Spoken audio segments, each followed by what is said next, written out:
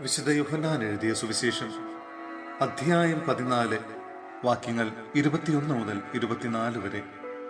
പരിശുദ്ധാത്മാവിനെ വാഗ്ദാനം ചെയ്യുന്നു. എന്റെ കൽപ്പനകൾ സ്വീകരിക്കുകയും പാലിക്കുകയും ചെയ്യുന്നവനാണ് എന്നെ സ്നേഹിക്കുന്നത്.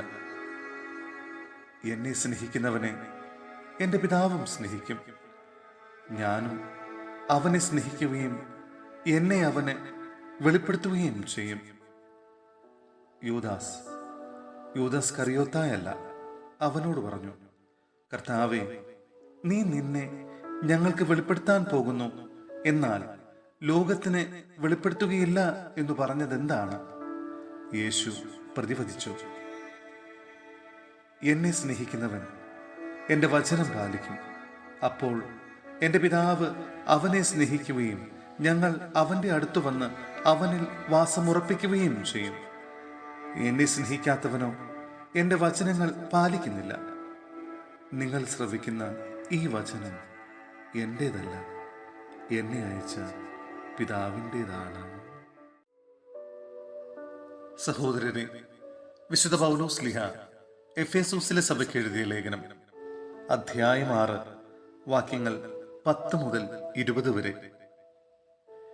ആത്മീയ സമരം. അവസാനമായി കർത്താവിനും അവിടുത്തെ ശക്തിയുടെ പ്രഭാവത്തിനും കരുത്തുള്ളവരാകുവിൻ.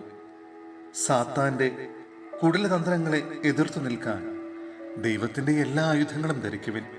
എന്തെന്നാൽ നമ്മൾ മാംസത്തിനും രക്തത്തിനുമെതിരായിട്ടല്ല, പ്രഭുത്വങ്ങൾക്കും ആധിപത്യങ്ങൾക്കും ഈ അന്ധകാര ലോകത്തിന്റെ അധിപന്മാർക്കും സ്വർഗീയ ഇടങ്ങളിൽ വർത്തിക്കുന്ന തിന്മയുടെ ദുരാത്മാക്കൾക്കുമെതിരായിട്ടാണ് പടവെട്ടുന്നത്.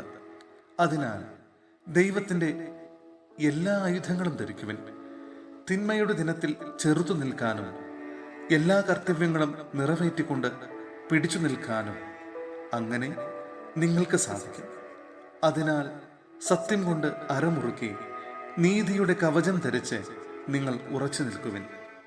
സമാധാനത്തിന്റെ സുവിശേഷത്തിനുള്ള ഒരുക്കമാകുന്ന പാദരക്ഷകൾ ധരിക്കുവിൻ. സർവോപരി ദുഷ്ടന്റെ ജ്വലിക്കുന്ന കൂരമ്പുകളെ കെടുത്തുന്നതിനെ നിങ്ങളെ ശക്തരാക്കുന്ന വിശ്വാസത്തിന്റെ പരിചയം എടുക്കുവിൻ. രക്ഷയുടെ പടത്തൊപ്പി അണിയുകയും ദൈവവചനമാകുന്ന ആത്മാവിന്റെ വാൾ എടുക്കുകയും ചെയ്യുവിൻ. നിരന്തരം പ്രാർത്ഥിക്കുവിൻ. നിങ്ങൾ അപേക്ഷകളോടും യാചനകളോടും കൂടെ എല്ലാ സമയവും ആത്മാവിൽ പ്രാർത്ഥനാനിരതരായിരിക്കുവിൻ. അവിശ്രാന്തം ഉണർന്നിരുന്ന എല്ലാ വിശുദ്ധർക്കും വേണ്ടി പ്രാർത്ഥിക്കുവിൻ.